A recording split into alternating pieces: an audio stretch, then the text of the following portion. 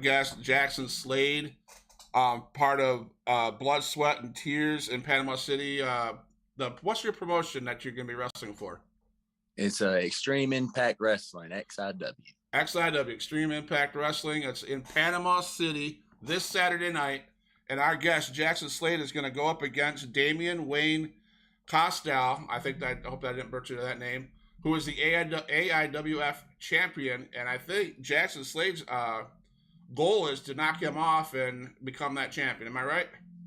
Yes, sir. That is the goal. You're pretty pumped for that? Oh yes, I'm always pumped working with Wayne. It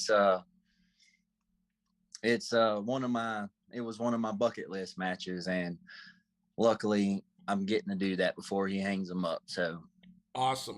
Definitely always excited about working with him, whether he likes it or not. So I enjoy it. Nice. So we're going to start out probably beginning with some small questions. At what time did you realize you wanted to be a wrestler, a professional wrestler? It's always been there. I'm second generation, so it's my dad, he's done it, and he promotes his own shows now. So the drive has always been there, and luckily I've had the avenues to pursue it, and so it's always been there. Earliest I can say probably 9, 10 that I can remember. Now, I know you said your dad was a professional wrestler and he promotes his stuff, and so back in that time when your dad was doing that and you were a young kid, and was it just that you're working with your dad and seeing your dad do it, or did you watch WWF, WCW, ECW, that kind of stuff? Yeah, I didn't watch too much of the ECW, but I don't remember too much of the WCW, to be honest, because I was a little bit younger whenever all that was going on. Yeah, I remember, of course, the NWO and all that good stuff, and the WWE, of course. That's the goal for everyone, so that's always been the mainstay. And yeah. So I do definitely remember a lot about that.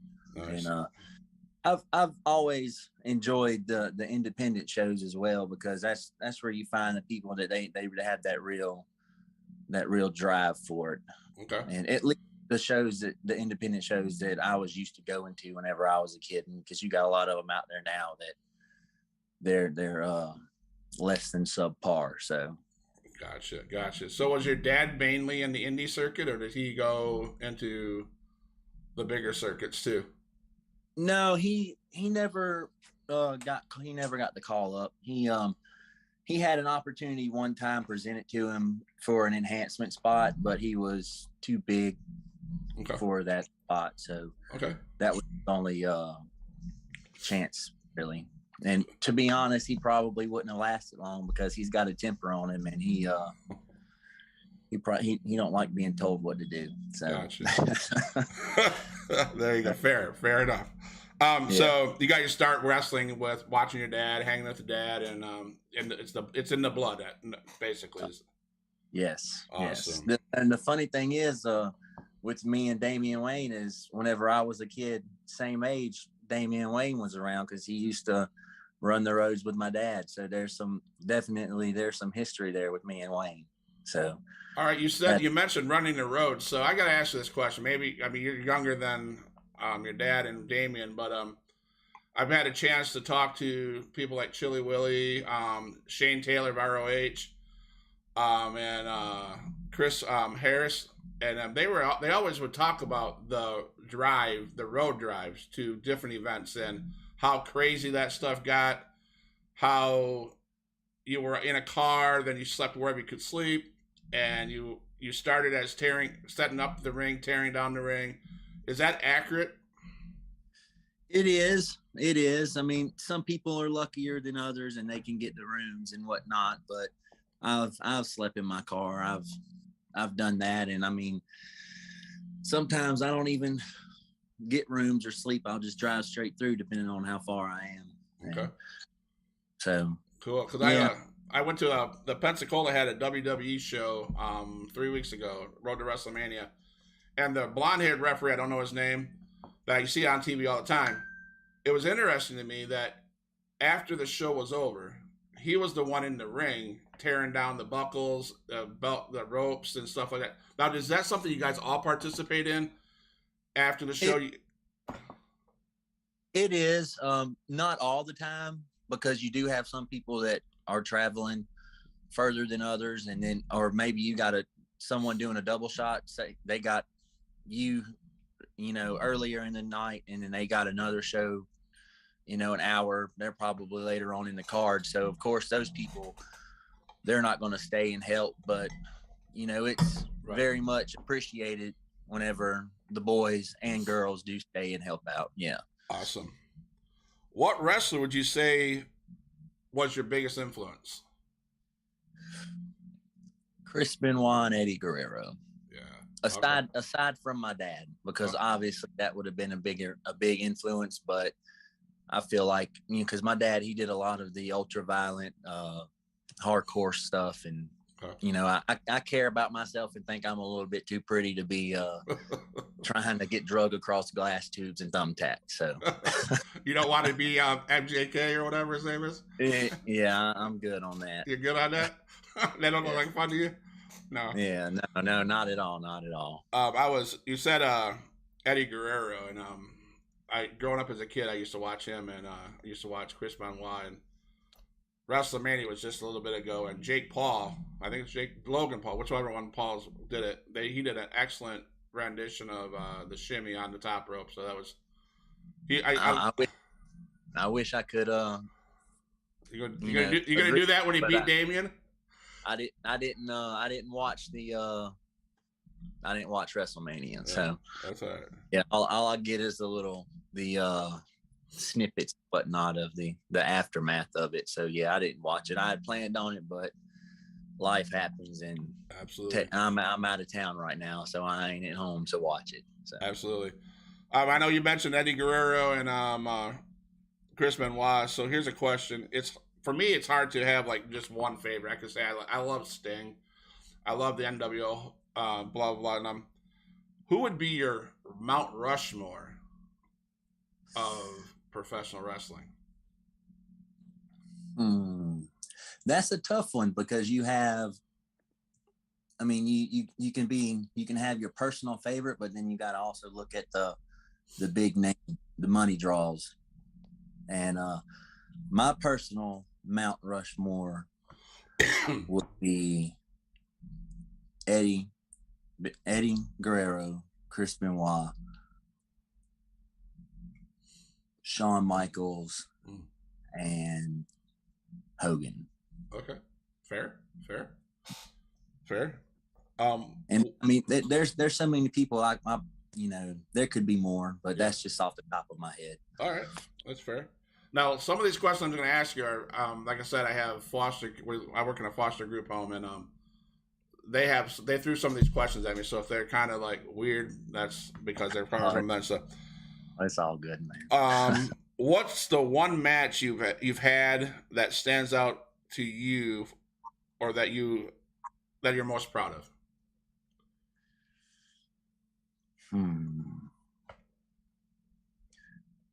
I had a match, and this was years ago, in St. Stanislaus, Mississippi, and there was a few independent guys there.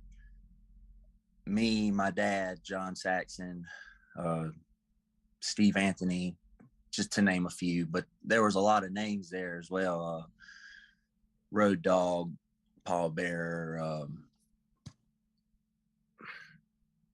and a few other people I can't remember. It's been a while, but they put me working my dad, and like I said, my dad's always been the ultra violent hardcore guy, so they didn't expect him to go out there and have a legit wrestling match, and they put us on first, and we went out there, and nobody hit the mat at all or hit the ropes for like maybe 5, 6, 7 minutes. And the first time one of us hit the mat, the entire building just blew up, and it was pretty crazy. And I remember the music guy, because I know him pretty well, was, when we got back to the back, he said Road Dogg was complaining, saying, who the hell booked this, because how are we supposed to follow that?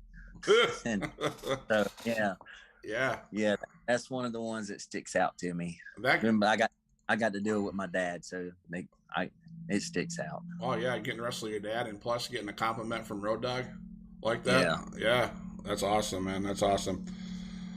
Who's the up and coming wrestler no one is talking about that they should be? Who, in your opinion? Probably you, right? Yeah, I mean, in a perfect world, it's hard to say. I mean, I'm gonna be honest with you. I don't watch too much of the product, so it's hard for me to answer that question. Okay. I like Austin Theory. I mean, but he's out there. So yeah. I did get a chance to watch. The reason why I messaged you earlier, I got the chance to watch your February 12th, I think, 2022, when you defeated Damien. I don't know what it was for, a title match. Was that a different title that you guys are going for on Saturday? Yeah, that's because I'm the XIW heavyweight champion. Okay. For that belt, and this show coming up Saturday, that's for his world title, the traveling belt. Okay, so. Gotcha. That card seems intense.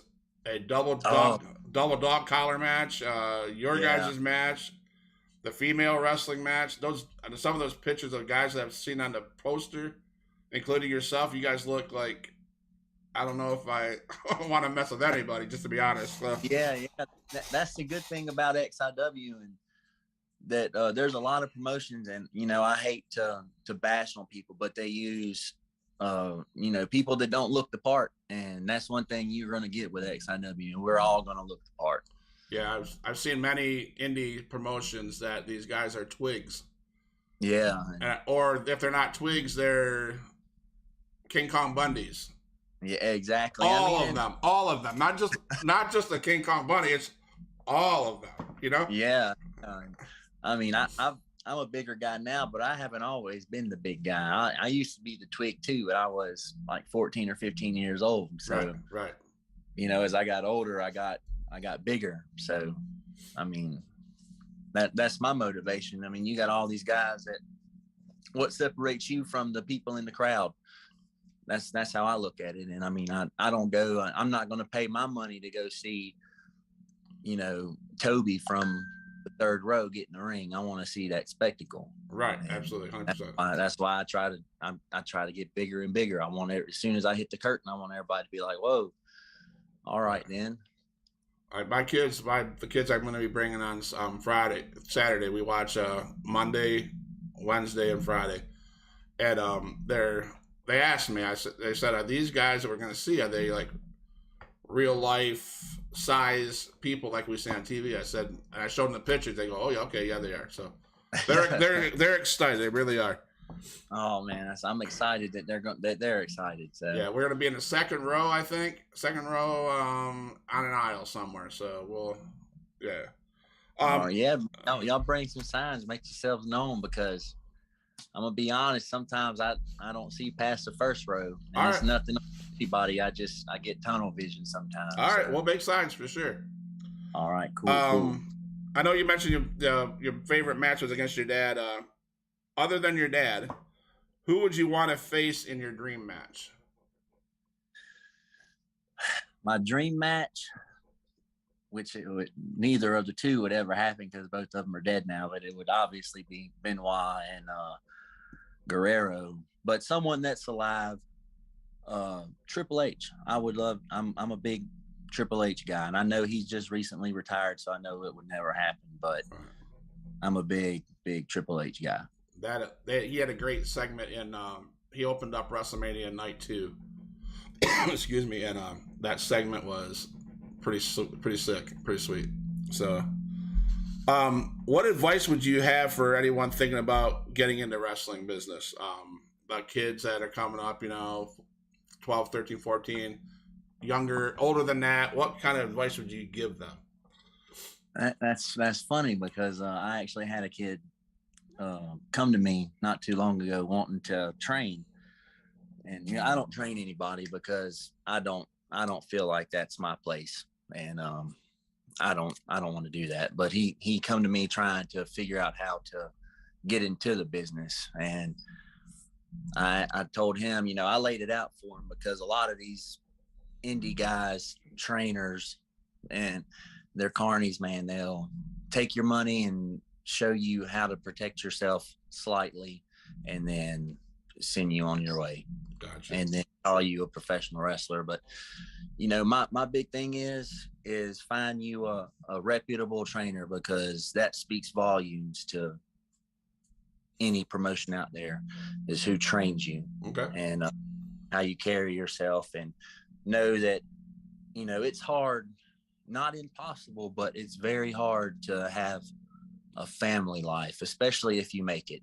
Okay. And it's difficult sometimes, even on the independent scene, because when you get that booking, you make that booking. I mean, you miss anniversaries, birthdays, and stuff like that. That's why I say it's tough on the family life. And, you know, it's hard to find someone that, if they're not in the business, that'll stick around. Okay. So just make sure, if it's what you want to do, that you understand what you're sacrificing. Okay. Gotcha. So family time, and always on the go. No. Yeah. And on the independent scene, and, you know, it's not glamorous. I mean, you're not making money hand over fist, so you're struggling, you know, fighting tooth and nail to get what you can get, because the business is so oversaturated with good people, and it's oversaturated with terrible talent, if you want to call them talent. Okay. So it's hard out there, especially whenever you demand, you know, what people call money. Okay. Now, is Xtreme Impact Wrestling a organization that you do a lot with? And also, on that note, do you frequently go to other indie promotions? And if so, I obviously, from what you've been saying, you don't go anywhere where it's not replicable or worth your character that you put out there. So what are some other wrestling promotions that are good to check out on YouTube or whatever? And do you stick a lot with Xtreme Impact Wrestling? XIW just recently opened its doors back up, and the company was around whenever I was younger, and I got to work with them then, and of course now. And I work at WrestleMania in Barnesville, Georgia, and they also run CCW Continental Championship Wrestling in Dothan, Alabama. And so I travel between there, which I live in Tampa, and there's a lot of wrestling in Tampa, but it's oversaturated. I've been trying to get on with promotions down there, and you either get left on red or look for a tryout, and which so much stuff on the internet now, and matches and stuff on the internet. I mean, I don't understand the concept of a tryout. You should be able to watch footage and know if someone can go. Right. Absolutely. That's my opinion. Everybody's got one. Right. Could be wrong, could be right, you know. Okay. So. Yeah, absolutely. We talked about the car ride. That was a thing on my list. When you're not wrestling, what does your daily life consist of? Is it always in the gym? Oh man, I wish.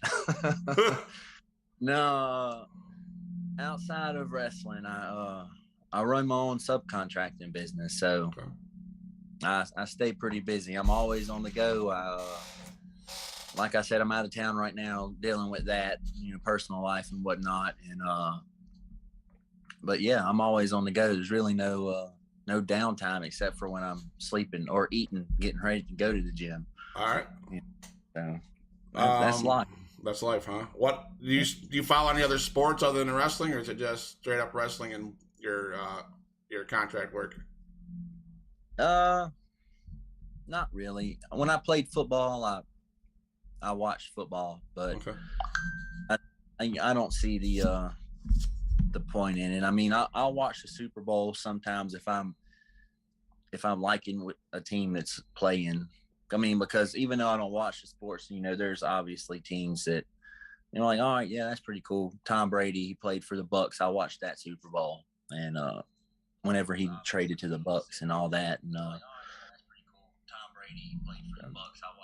Right. All right. One of my kids asked this question: what fast food joint are you hitting up while you're on the road, and what are you ordering? All right.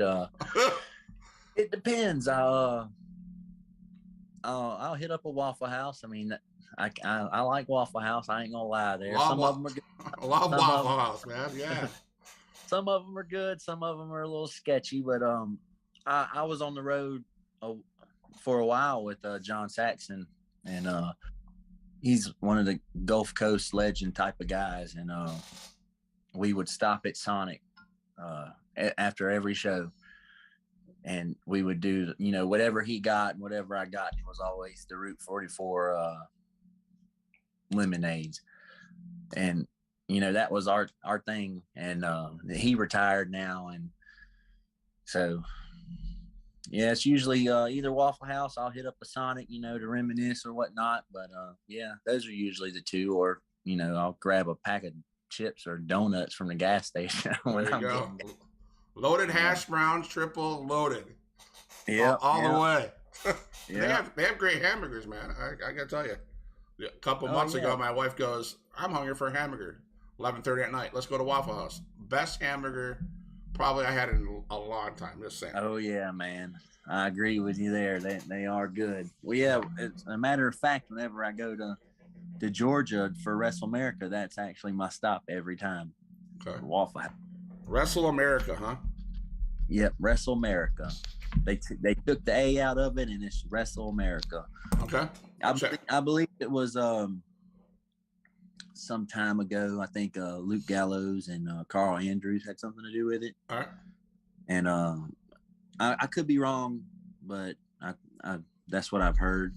Okay. They sold it off when they got called back up. So okay. That's what I. Here's a question: what do you say to the people who think wrestling's fake? Get in there and try it. Tell me what you think about it, because I can promise you, I've torn shoulders, broken bones. You know, I'm 29 years old, and I walk around like I'm 65. So, gotcha. I mean, fake. It's not a word that we like to hear, right? And it's definitely not a word once you come to XIW on Saturday that you'll be tossing around. That's for sure. Okay. I mean, I think my kids got, because that's what, you know, we were talking about that. One of my kids, we got a chance to watch Bianca Belair and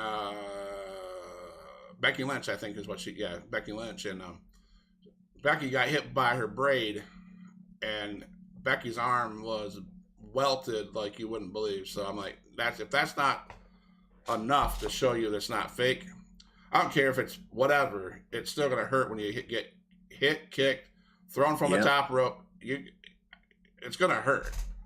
Yeah. So then I don't want to do that. So I'm 52 years old. I don't want to walk around like I'm 85. Yeah, right. And I mean, yeah, along with, you know, bad back, messed up shoulder, broken foot, and my knees are messed up, and you know, it's definitely something that if you know you're looking to get into it, be smart about it and don't go out there, because everybody, they have what you call a bump card, and you never know whenever that thing's going to be full and you've taken your last bump. Okay. If there's one thing you could change about the wrestling business, what would it be? Oh, the internet. Okay. And that's a hard one. That is a hard one, because I can say the internet, but I also can say eliminate 95%, maybe even 98% of wrestling schools, because it's ruining this business. Okay. If you weren't in the wrestling business, what would you do? I mean, I know that you got your business, so I guess that's I guess we already answered that question. But if there's anything, would you have done anything different? I don't know, because I've always wanted to do this, so I've never really had a backup plan. Okay. I stumbled into my legit job. So Okay. Never really had a backup plan. I always had it instilled in me that I was going to make it. And, fate had other plans. So I didn't have a backup, unfortunately. So we just got through I guess I feel we got through the pandemic, and it's been over the last 2 or 3 years and stuff. And how did it affect you as a wrestler? And what did you do to maintain and not lose stuff when you were during the pandemic? It didn't really affect me because I worked through the pandemic because I wasn't in Tampa at the time whenever it first hit. I was in Panama City. Okay. And we were considered a disaster relief or whatever because of Hurricane Michael, if I remember right. Yep. So we were allowed to work during the pandemic, and so it didn't really bother me. I didn't even get sick with COVID until Christmas time of last year. Okay. And I didn't do anything different. I didn't wear the mask and all that stuff. I'm under the mentality of if I get it, I get it. If it's my time to go, it's my time to go. So that's how I look at things. And I got bad lighting in here, so I apologize. That's all right. That. No, that's my wife and I are the same way. We didn't get the shots. We don't wear the mask. We social distance. We know what we do. We wash our hands. We do all that stuff that we've always done as a human being. And fear is not. And we just did our life, and we've been okay. We've been okay. It's whatever. Yeah, I've never been the type of person to want to live in fear of it. Right. So that's right. Absolutely. Only it sucked because it put me out of the gym for a while, and I like to keep my hair nice and tight and cleaned up, and I had to let it grow out for a little while. So little things that were annoying, but it wasn't the end of the world. Okay. And stuff like that. But yeah. Do you have any big goals or aspirations for the rest of 2022? Yeah, I want my business to thrive. Okay. Obviously, and I'd like to do more with the wrestling and stuff like that because I don't get out a lot. I really don't. I've really slimmed it down ever since moving to Tampa too, because I'm not gonna spend money and not make it to drive to shows in the Gulf Coast area, and so I've really slimmed down on my bookings. But I would love to pick it back up. You got to find those people that are willing to pay money to bring somebody in that's worth bringing them in. But a lot of people don't want to do it because they got Jimmy from down the road that'll do it for the proverbial hot dog and a handshake just to go out there and say he's a wrestler. Does your future, one of my kids, I don't know if there's a question I need to ask or what, but do you have goals do you see yourself ever getting past the indies and doing something different, or are you satisfied with the indies? Part of me is satisfied with the indies because I have creative control over what I do. Okay. And but if you get in this business and your goal isn't to make it to get signed, then what are you doing? Okay. Sure, fair, fair. But I read an article a few days ago where they're dropping the age for people that they're signing, and I think it's 30 right now, and I'm almost over the hill. So, I better start putting my feet on the ground, light a fire under my ass. Excuse my language, but if I'm trying to get signed there, but if I don't, I don't. I'm not gonna bicker and complain about it. Okay. Awesome. Where can fans see you perform next? I know we're doing Panama City. Do you have something other after Panama City? May 12th, if I remember right. It's May 12th in Barnesville, Georgia for Wrestle America. Okay. Barnesville, Georgia. Everybody hear that? Barnesville, Georgia, May 12th. For Wrestle America. how would a promotion go about booking you? How would they? Do they just call you up? Is that how the process works? Is just people? There are all these promotions in the indies. Do they? You would think they'd watch the videos like you were saying and not have to have tryouts. Do they go, oh my God, I see that Jaxon is awesome and I need him?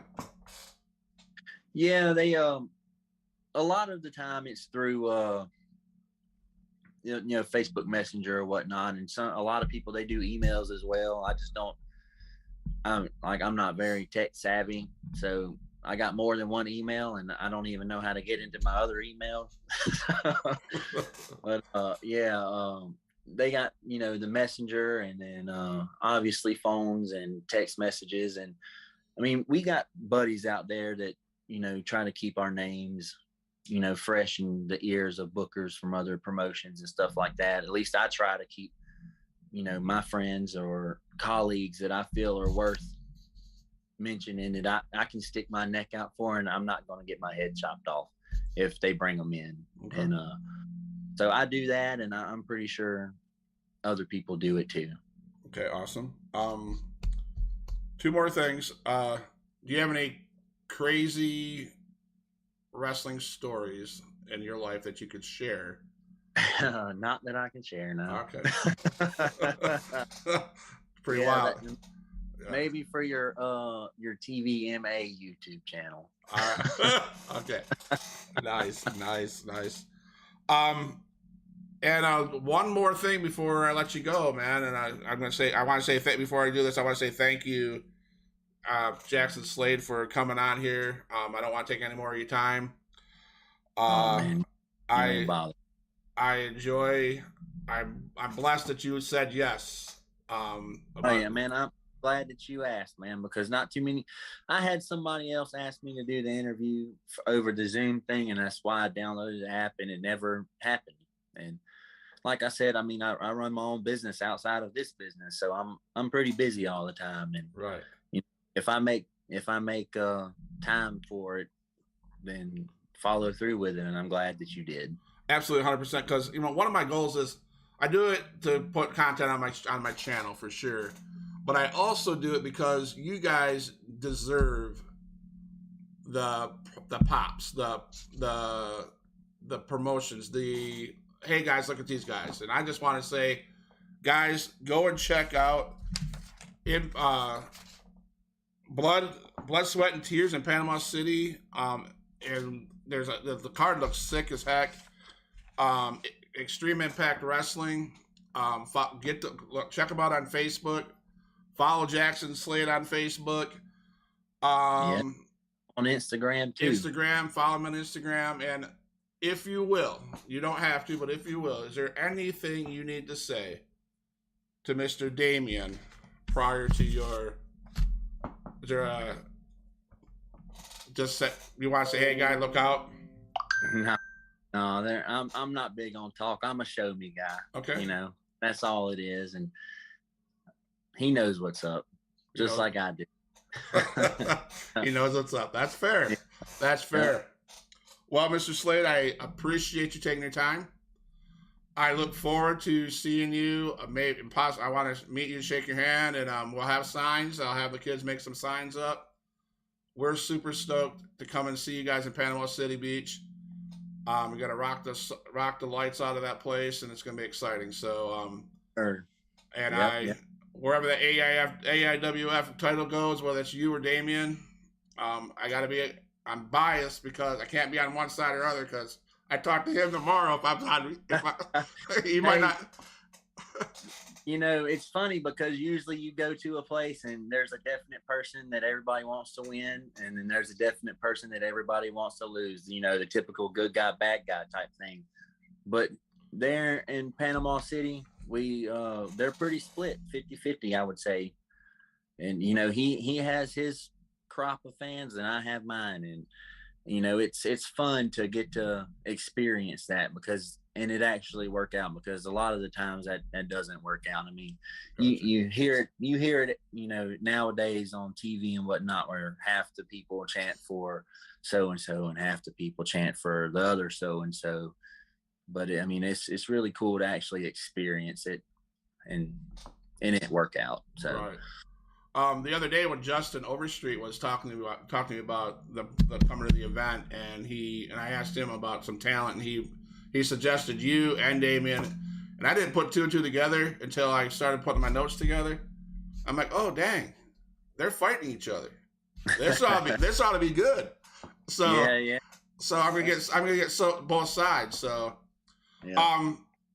Can you tell the fans and my kids what your finishing move is? Do you have a finisher? I do. I don't really have a name for it though, because what's really a finisher until it's beaten a certain amount of people. So, okay, you win by any means, but yeah. I got what? Okay, so let me see. One of my kids says, "Is it hard to pick up someone for a suplex?" It depends on the size of them, really. All right. Because you got small people, it's very easy, and you got some people that, they're dead weights, something serious right there, like a ton of bricks. All right. And the last question one of my kids had: what's the worst injury you suffered in the ring during a match? It would be a tie between breaking my foot and tearing my shoulder. Okay. Awesome.